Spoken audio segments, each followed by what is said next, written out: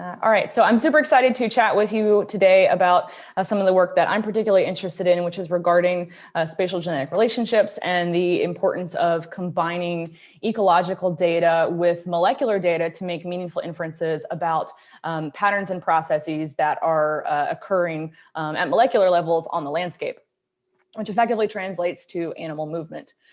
And so if we remember back from the first week, Byron chatted with us about the lack of knowledge that we have in the snow leopard world with regards to all of these different branches of ecology. And in particular, we obviously the reason for all of this is to point out that genetic research methods can get at some of these particular questions, particularly because conservation genetics is hypothesis and application driven, and we're able to incorporate several other subdisciplines and research methods in order to address some of these unique questions.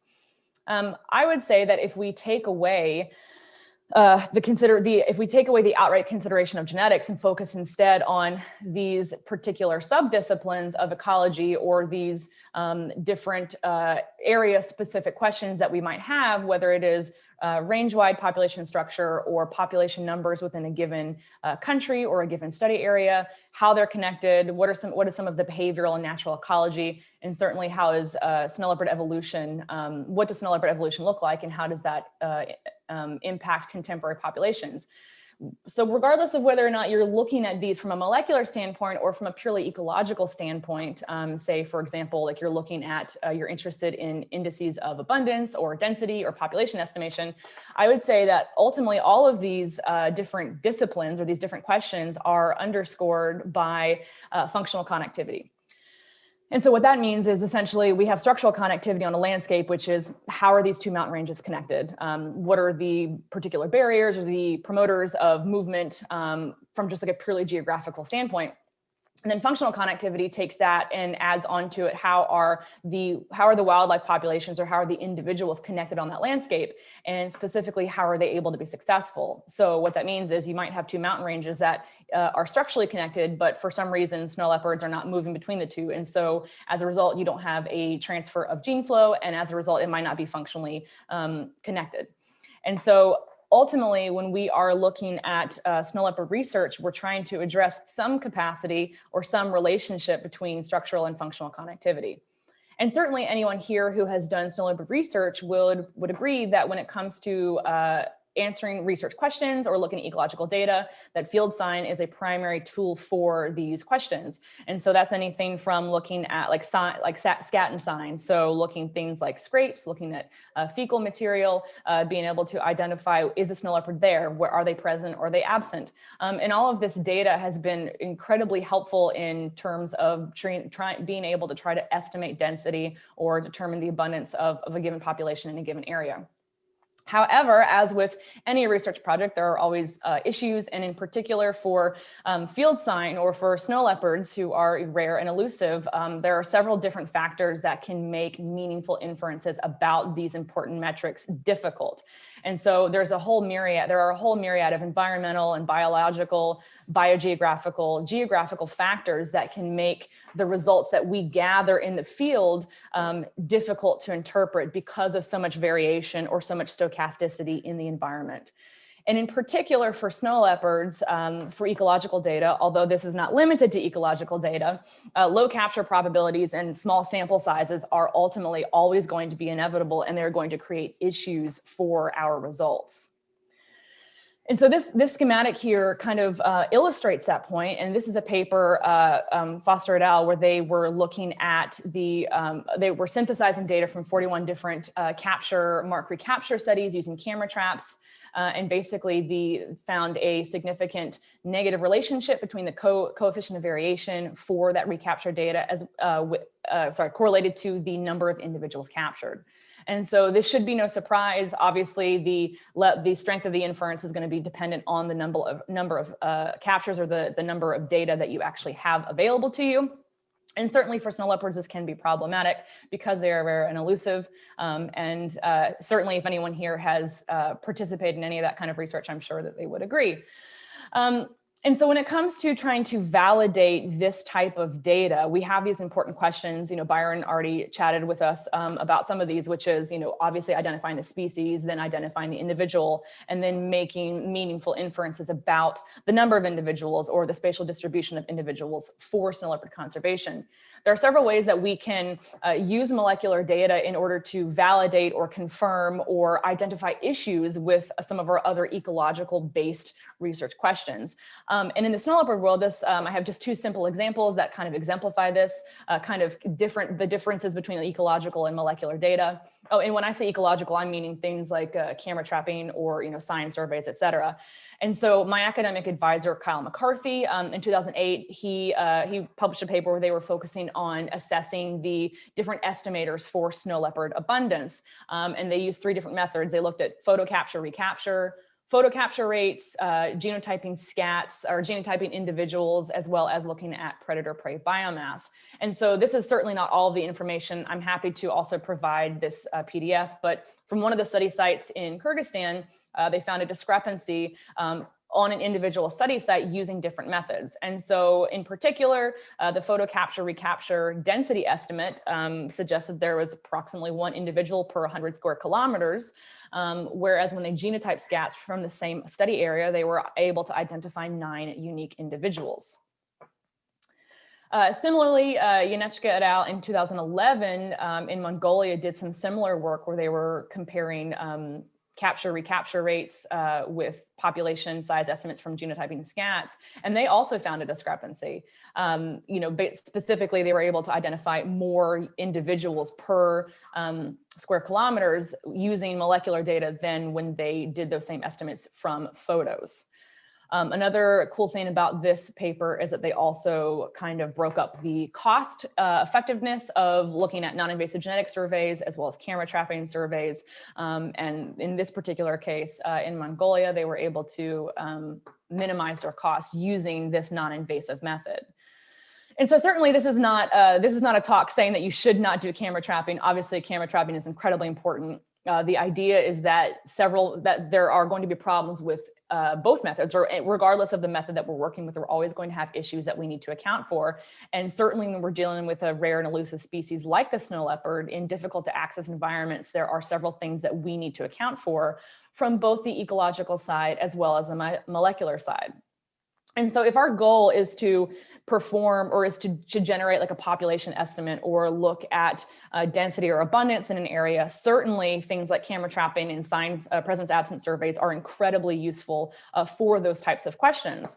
But given that there are so many caveats, it can be helpful to have in our toolbox other tools to be able to validate or to enhance or to determine where we might have problems in either our study design or inflated results or the accuracy of or the reliability of our data based on some of those like biogeographical or environmental factors that I mentioned a few slides ago.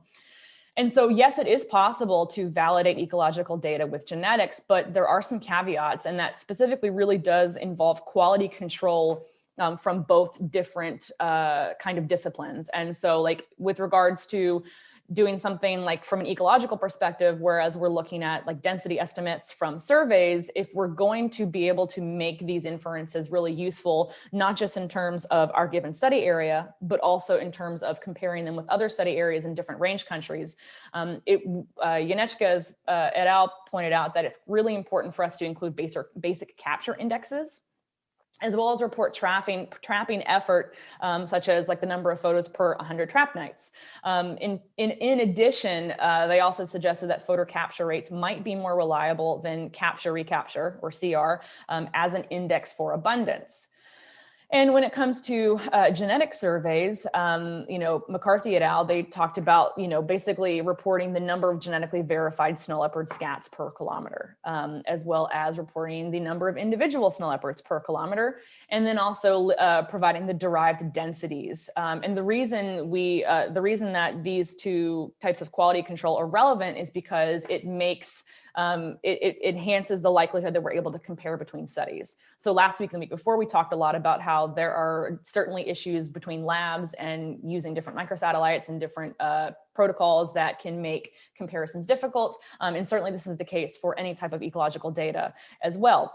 And so if our goal is to look at something like population estimates, then reporting some of these things is going to be helpful when we are trying to make comparisons, but also accounting for things like spatial distribution and effort per site.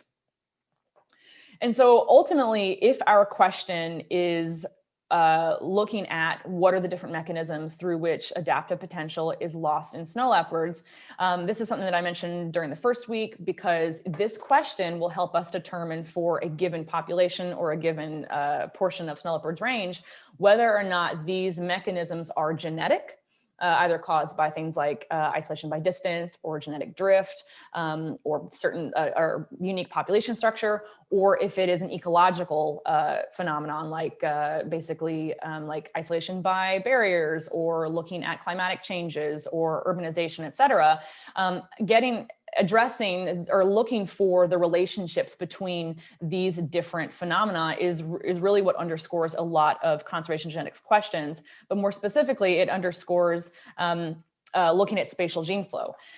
And so this is a great little, very simple graph that I always love to reference. It is asking the question, does this suggest gene flow? And so in this particular schematic, these little pictures are supposed to represent wolves. There's no poll question, but just think about it for a second. Do you think this graph represents gene flow? And so we've got this, forested area, and the line in between it is a large river. And so the answer to this question is yes, there is gene flow, but only if samples on opposite sides of the river are from related individuals. And this is this is a very simple way to depict functional connectivity. So yes, that landscape is connected, but for some species, that river might be a barrier. Something very small species like a certain rodent might not be able to cross it. And so the landscape is not functionally connected for the purpose of population connectivity. But in the case of a large species like a wolf, it is, as represented by the yellow individual on the right is going to be putatively related to the yellow individuals on the left. So it is not a barrier to gene flow. And so considering spatial genetic relationships is really important for understanding how animals move, because ultimately gene flow represents animal movement, and animal movement is going to be a function of how individuals or populations perceive their landscape. And for spatial genetic relationships, there are a whole myriad of different things that can cause problems with interpreting our data. And so this is going to be specific to natural history, unique microclimates within populations. Even for something that is continuously distributed like a snow leopard, we can see that there are going to be site-specific fine scale phenomenon or patterns that are going to structure the spatial structure that we're seeing in our genetic data or in our ecological data. And so specifically, that might be things like genetic, demographic, or habitat factors that can impact genetic gradients. But if we're not looking at genetic structure, we might not be able to specifically see why the movement or the density that we're observing in a given data set is actually happening. And uniquely, definitely, a sampling scheme can impact these analyses. And so I'm going to talk a little bit about what that means, but I definitely want to spend the rest of this time chatting about the subdiscipline of landscape genetics. Landscape genetics is a multidisciplinary or interdisciplinary field that combines population genetics and landscape ecology. Specifically, there are two different processes or two different components to this discipline. And it's you first identify genetic discontinuities within a given data set, a group of individuals. The unit of measurement can either be individual based, so looking at individual snow leopards, or population based, so looking at defined groups that you might already know. For the most part, and for the purposes of this talk, most things will be individual based. But first you identify your genetic discontinuity, and then you identify your landscape discontinuities. So basically you create a genetic map and you create a landscape map, and then you basically, through a series of analyses, you effectively put them together to quantify if there are correlations between the two. And so from the landscape ecology side, we might be looking at things like landscape configuration. So what is the puzzle piece of the landscape? Where are things arranged together? And what is the composition of that? So how much of each habitat type, or how much of what is the proportion of a given metric that you were going to be looking at? And then from the genetic side, we can look at things like genetic drift, gene flow, and selection. And once we have these individual metrics, we then are going to try to quantify them. And so in this case, basically, that might mean the correlation between landscape configuration on gene flow for a given population. And so, why sampling scheme matters here, certainly we've talked about sampling scheme for a myriad of different research questions. Of course, things like camera trapping surveys and presence-absence surveys are no exception to this in terms of how we're going to design our studies in order to be able to reasonably, accurately, hopefully correctly identify patterns on the landscape for this species. But for snow leopards or for any species, landscape level research does require that we account for differences in population genetics, landscape ecology, and spatial statistics. And so, of course, appropriate field sampling design is going to be useful. And so what that means is it's not just in terms of the way that we're sampling, whether it's like systematic or linear, but also what spatial scale. And so if, for example, we're looking at analyzing snow leopards or snow leopard habitat use or spatial genetic relationships, maybe we're looking at this mountain range or this section of habitat in a given range country. And the results that we get, the relationships between genetic structure and landscape structure are likely to be different than if we included, say, a much larger area, because we would then be able to account for the intervening matrix, and we might be more likely to encompass or encapsulate the appropriate scale that is going to reveal these relevant relationships with different landscape features. And specifically, that doesn't always mean bigger is better. It just means, depending on what our question is, we are going to be able to determine what are the different patterns and processes that are occurring on the landscape. And certainly, if we don't test large enough of a study area, then we're not going to be able to reasonably address those questions, because we won't be able to find those relationships. And so this is just a quick review. Basically, again, sampling scheme, there's a lot of different ways to do this. And, last week we talked about basically identifying appropriate sampling schemes for snow leopards. And this is a paper that I don't think I remember to put into the Google folder last week, but I will do that today. But basically, the sampling schemes that we use for different snow leopard research, certain things are not going to be appropriate for genetic questions, because the spatial scale or the scale that we need for like presence absence surveys might be too fine scale as compared to genetic questions. And so, at least for genetics research, systematic sampling is something that can be particularly useful for a lot of the things that I'm going to go over now. And so the landscape genetics framework, like I said, it combines landscape ecology and population genetics. And so if our goal is to basically look at the relationships between time and space, we are able to look at a lot of these different factors here and how they are related to one another, which is why both the spatial scale and the temporal scale are important.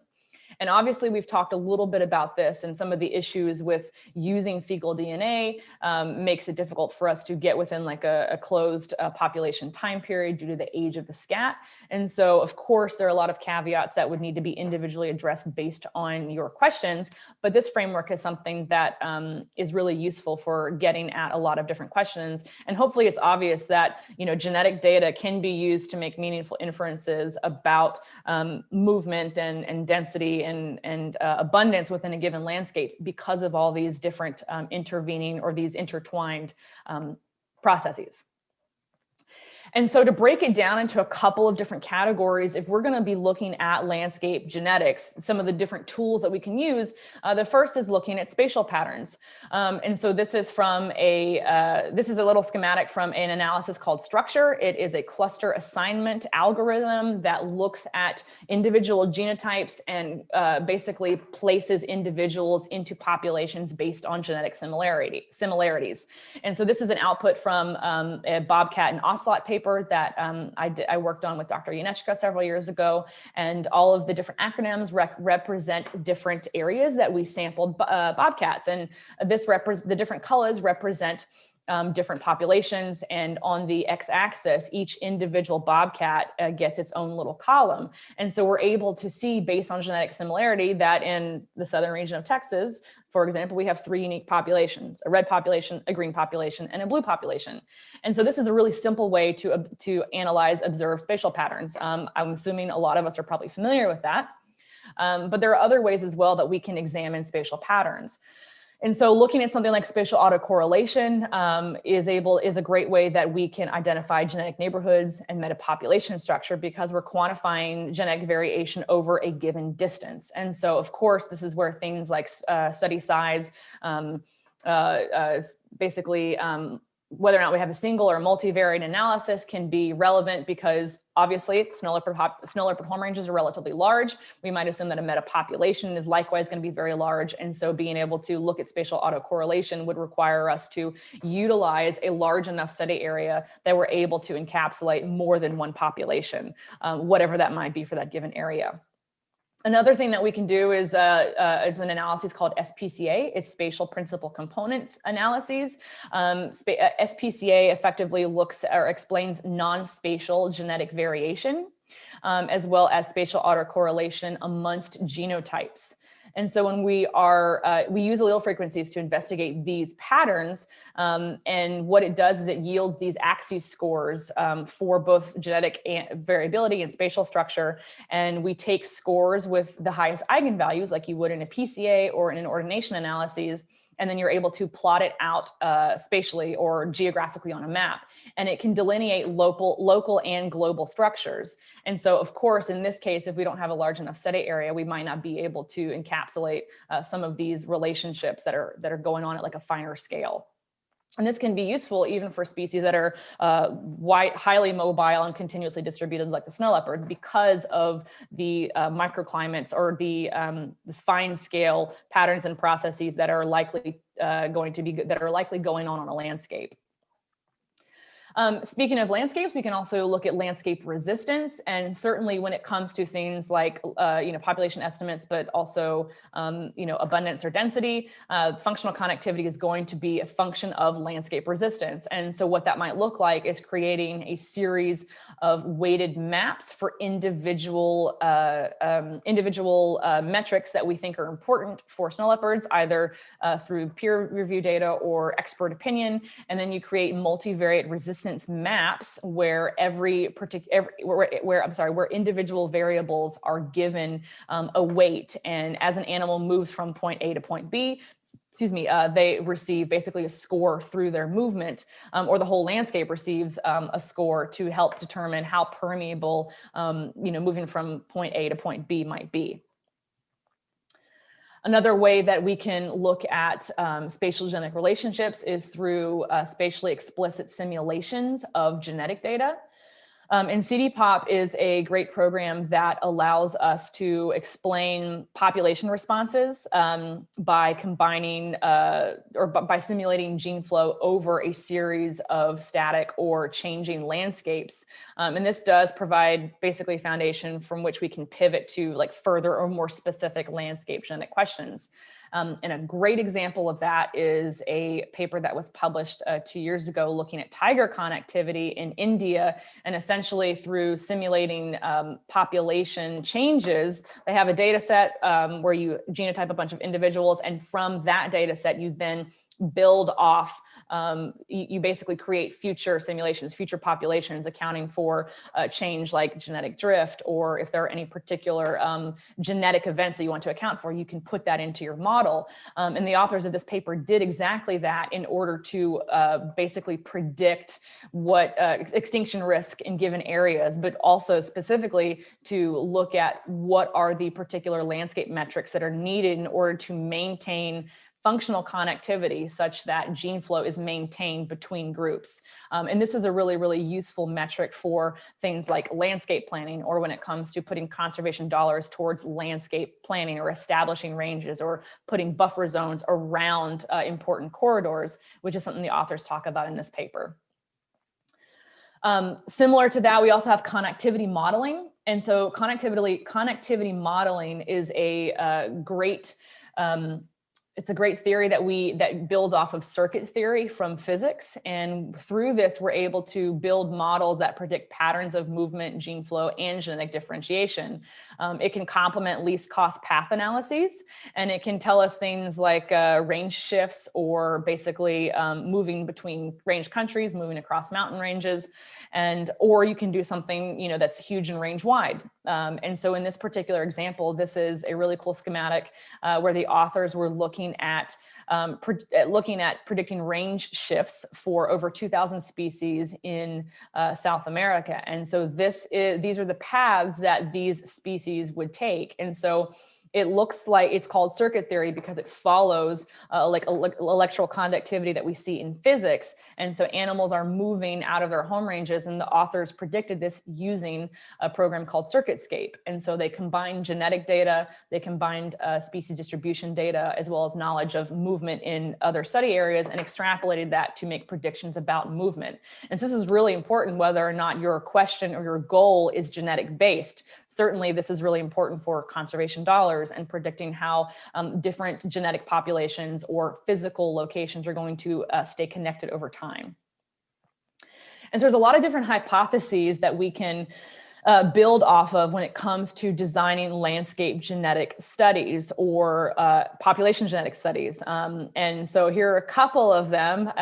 So the very first is that, you know, we would assume at the very baseline that a population would exhibit panmixia, which means that genetic similarity is not minimized by anything. Everyone has the same likelihood of breeding with everyone else. And so as a result, you have a single genetic population spread across some given study area.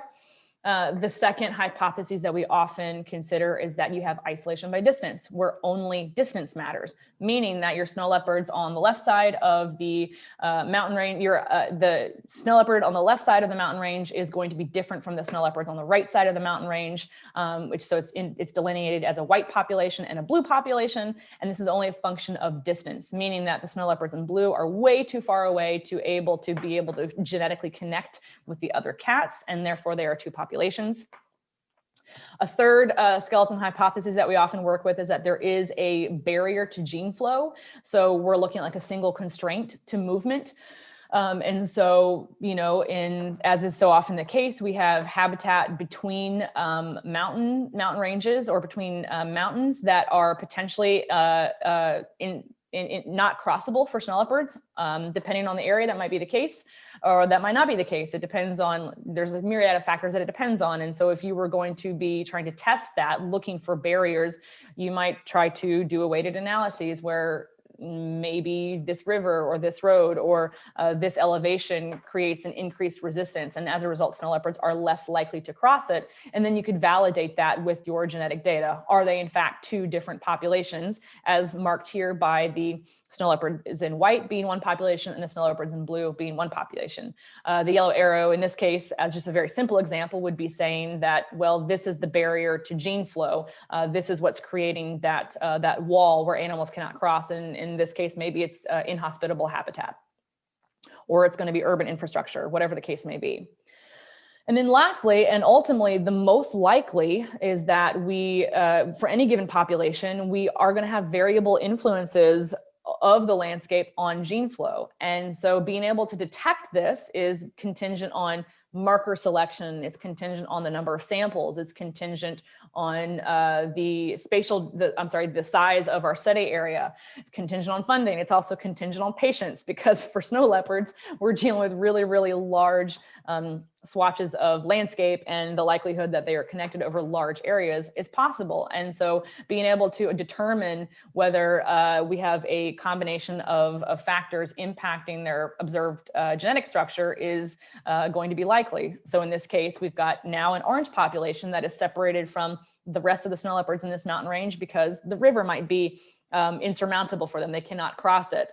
We might also have some isolation by distance going on between blue population and the white population, or we might also have really high landscape resistance via a single barrier, which is marked in the yellow arrow. So the likelihood that all of these is going on is likely for any given population, but being able to identify it depends on so many different things. And because I don't have results for the work that I am doing on some of these exact questions for snow leopards, just to kind of see what it looks like, this is some work that I did for my master's for bobcats. And I won't spend a lot of time on it, but I think it's relevant to highlight because some of the issues that we have with highly mobile species is being able to identify what is the spatial and temporal scale in which we can actually detect a significant relationship between genetic structure and some type of landscape variable. And for my master's, I focused on looking at landscape genetics in bobcats, which is a small mesocarnivore in North America. And I looked at bobcats distributed across the state of Texas, which is in the southwestern region of the United States. And here in this particular schematic, I have axis scores from a spatial principal components analyses. And effectively what we did here in this is we both tried to identify the population structure of bobcats, which for a generalist continuously distributed species, there wasn't a huge or a high degree of differentiation, meaning there was not there weren't very many populations spread across the entire western portion of Texas, which north to south is about 700 square miles. In this particular case, even though we didn't find significant population structure, which isn't surprising, we then used spatial principal components analyses and a myriad of other landscape genetic tests in order to look at fine scale structure. And using the axis scores from the principal component analysis, we're able to identify a latitudinal gradient of relationship between genetic data and landscape data. And basically the color of the squares, first of all, mark the location of a genetic sample from this species. And then the colors of the scores represent a movement from similarity to differentiation. And so bobcats that have these white squares are going to be far more genetically similar than bobcats that have gray squares, and then bobcats that have black squares are far more genetically different compared to the rest of the group. And so we have this latitudinal climb. And so this might not be something that we were able to differentiate if we had stopped at the clustering analyses. And so for something like the snow leopard, we're going to be constrained by our study area and our study size, and it might be difficult for us to address some of these fine scale questions given how continuously distributed they are and how much of the landscape that they encapsulate. But when we bring in different variables such as like land use categories or elevation or things that are going to be functionally relevant for snow leopards, depending on our sampling scheme, et cetera, we might be able to get some of these small scale questions. There are several considerations to this. Of course, genetics is no exception to having problems with data. And certainly contemporary versus historic factors might be, structuring our observed data set. So historic genetic structure might be informing contemporary population structure. Certainly we're dealing with issues with population closure for capture, mark, recapture with scat samples because they can persist so long on the landscape. There's a lot of seasonal variation in habitat use. Anyone who studies natural history or ecology knows that individuals perceive and use their landscapes differently throughout the year. And so when we're correlating environmental variables to genetic data, certainly this is something that we need to account for as well.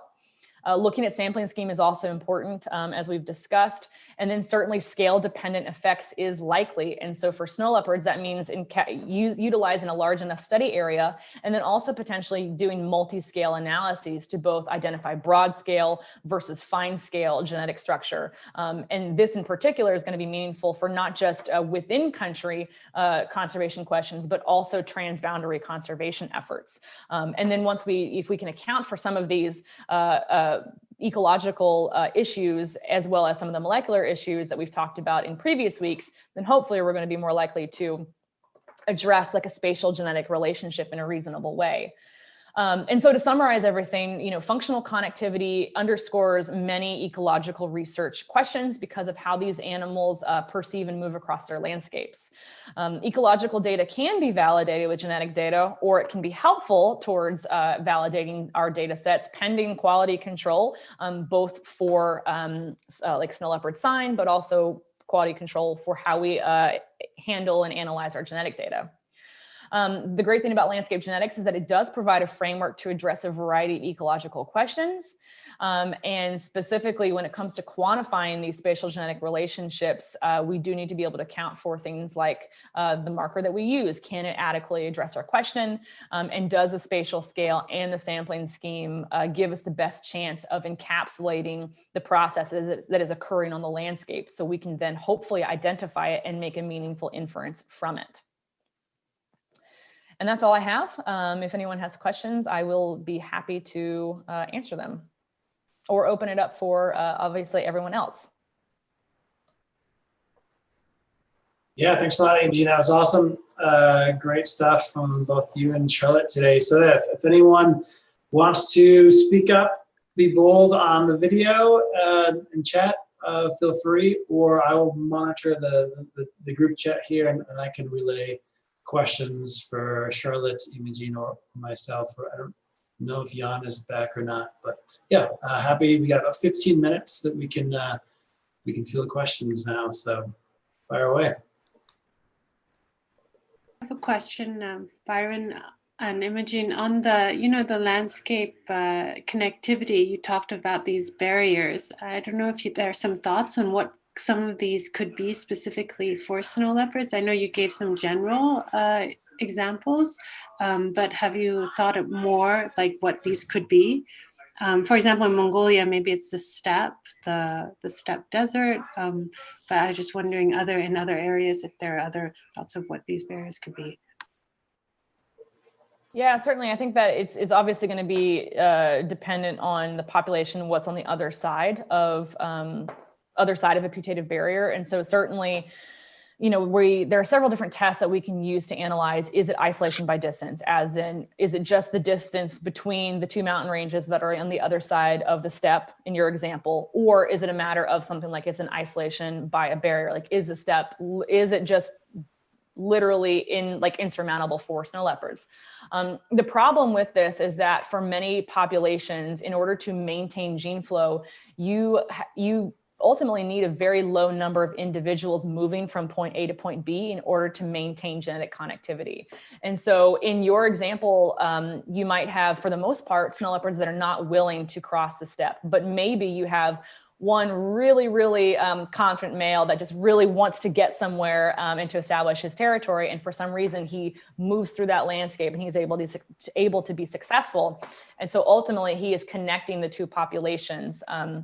And so I think that's one thing that can be a little bit difficult in terms of analyzing how important are these particular barriers because of, such a low number of individuals. But in the case of snow leopards, I would certainly say that, low elevation open habitat can be problematic for snow leopards. How problematic it is, that's something that I'm really interested in addressing, because I think that it's going to be ultimately up to individuals who feel like they can cross that habitat. Not to anthropomorphize, but literally, like in Sanjinyan, are cats willing to cross from the western side to the eastern side of that habitat in China, even though it's lower elevation grasslands? Are those populations genetically connected?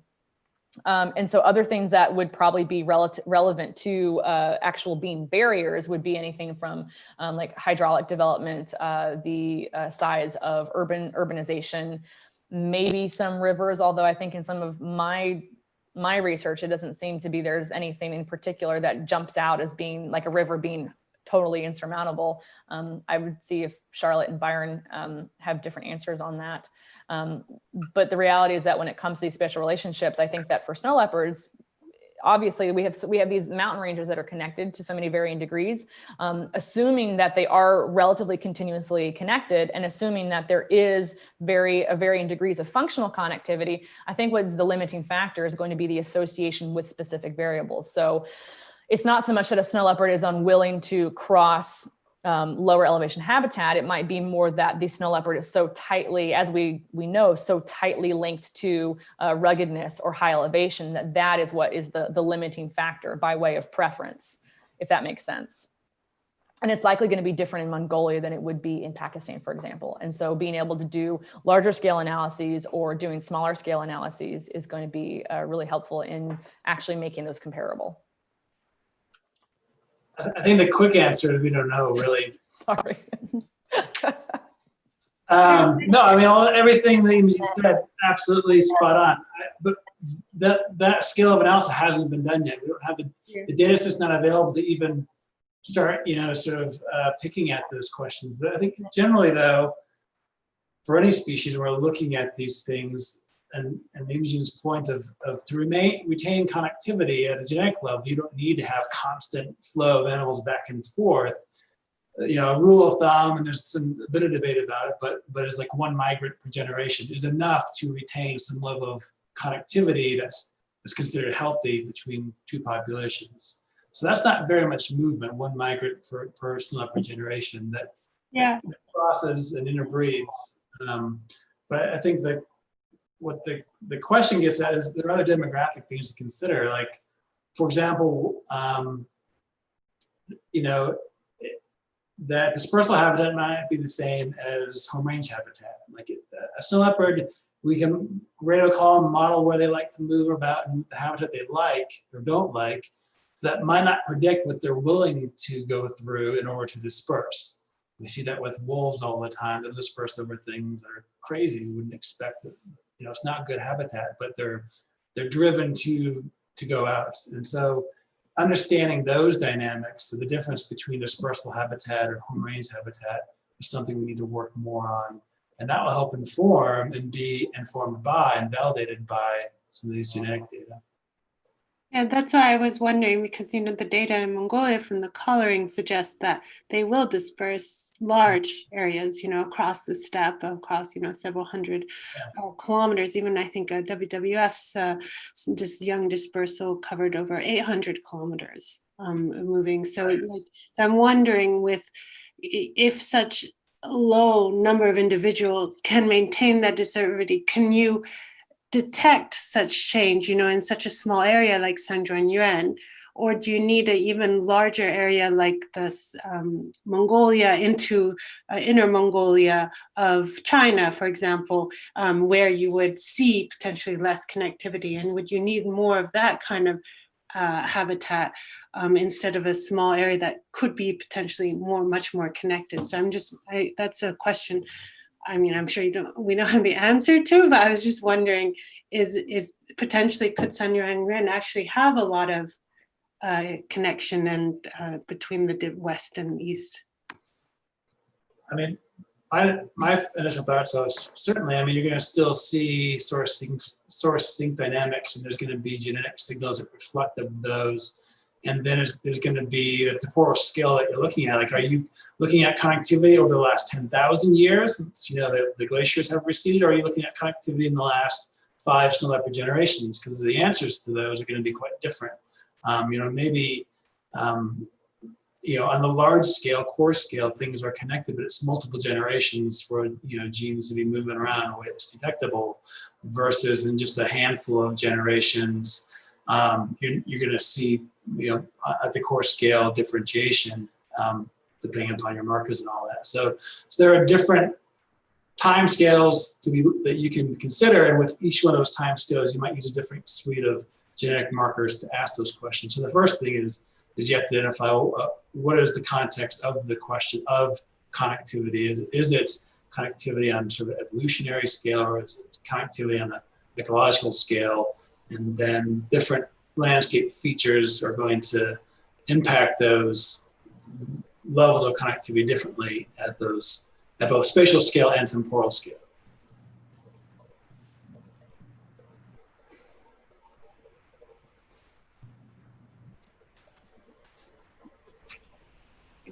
Many of these questions it's difficult to answer in short answers.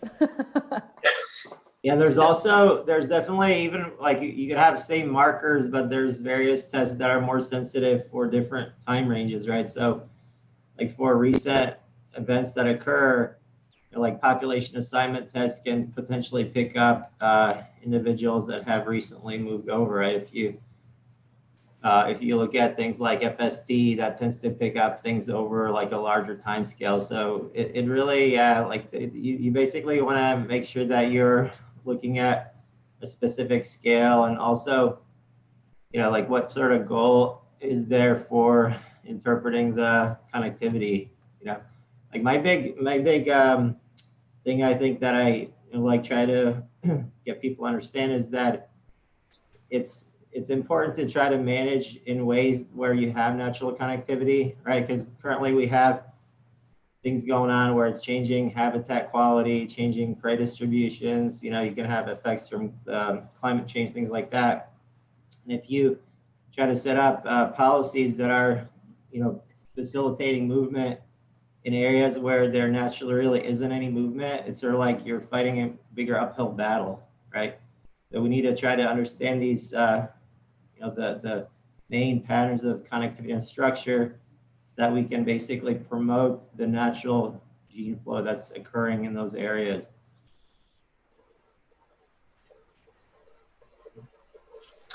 Luciano just wrote that in Gansu, that low ruggedness is related to genetic data. They're working on assessing effects of major rivers, which go through the landscape. So definitely, and I just mentioned this before, so Luciano has been nice enough to join us these last couple of days, and maybe he can talk with us a bit more when we start the open panel discussion next week and talk about applying some of these methods and the challenges and all that next week.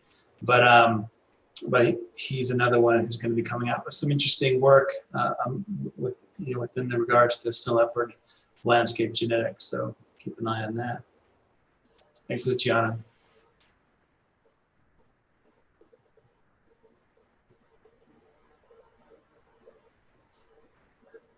Helena's asking about the shared directory of papers. There's a Dropbox folder that Justine and Rocky have provided for us, and we are in the process of populating that with papers. So we'll get on that, Helena. That'll also include the PowerPoint presentations too. Mm-hmm. Yeah, exactly. We have been emailing some things around with attachments in the Google groups. So I think we're going to take all those things already emailed, put them in that Dropbox, and then all the new things as well, including our PowerPoint. So you guys will have those to reference, for your notes and needs.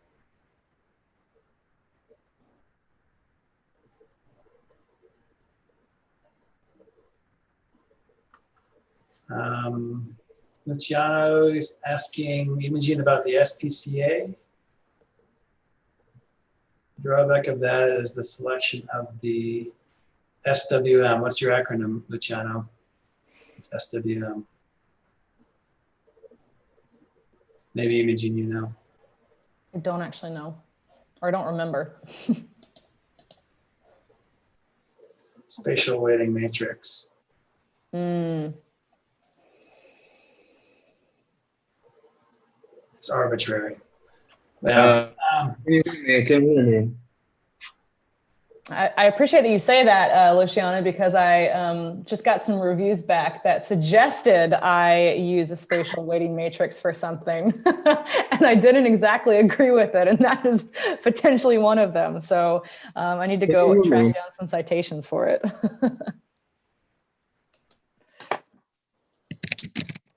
Yeah, this might speak to the need for more in-depth sort of analytical a day of really getting into the analyses, analytical approaches to landscape questions, and getting into some of these nitty-gritty details. I don't know if we'll be able to discuss it in the next 3 minutes.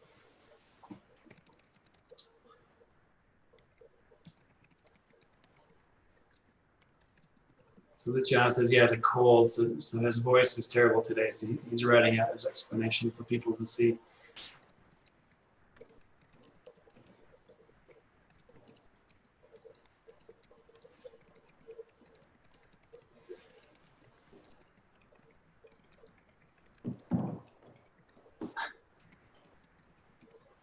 Yeah, the other thing I guess that I think we could mention is that, I don't know how much you touched on it because I was at another meeting and I just got back, but remember that when we're collecting these scats, right, and we're, that I'm sure that Shella talked about is that you get a lot of non-specific carnivores. So, potentially these larger species are moving, along similar corridors, right? So I think what's going to be kind of powerful is once we start being able to compare landscape genetics of snow leopards with wolves, with, you know, red fox, lynx, you know, all these other species that we're also sampling, right? So I guess that's thing I want to stress as well is that when you all, you know, we're kind of focused on the snow leopard, of course, but, you know, make sure that you save those scats from those other species, not just for diet, but for population structure later. You know, like most of these species have markers available, and some of them are actually, you know, with microsatellites, we have quite a few polyscats, for example, that we genotype with all the microsats primers we use for snow leopards. They came out really well for lynx as well as polyscats. And so again, you know, the more species we look at, we're going to be able to see these patterns more, you know, like the whole how the dynamics are occurring in that area, and it's going to become almost more powerful than just looking at one species. You know, because one of the limitations, of course, with, you know, snow leopards is the small number of sample sizes from populations, right? But if you see the same pattern across multiple sympatric species, it helps better capture what's actually happening there. Yep, no, it's a great point, Jan. I've seen methods for non-invasive collection where they just swab the outside of a scat, and then that swab is their sample they take to the lab, and that's fine. But all you're ever going to get out of that sampling effort is the DNA of that host species, and what a waste of field effort where you could have just collected a piece of the scat and done so much more potentially with that. So yeah, I agree. If you're going to be the cost and effort to be out in the field, get as much information and data as you can, even if you don't have an immediate need. Yeah, it's exactly right. Yeah, it's very valuable, the whole sample is valuable. Let's see, Charlotte, there's a question she was responding to about plants, and, you know, it's a really good point. Like I've seen, you know, anecdotally, and then just when I was in the field, there's scat that had plant material, and, you know, people say that sometimes, you know, like with house cats, like they'll maybe eat shrubs or something, woody debris when they have indigestion or something like that. And it'd be a really cool thing to look at. And we have scats definitely that where we pulled the plant material from, but we haven't actually, you know, like done the sequencing on what to see what kind of plant it is. And actually, as far as I remember, I don't think we actually went back and matched up whether, you know, those scats end up being red fox or snow leopard.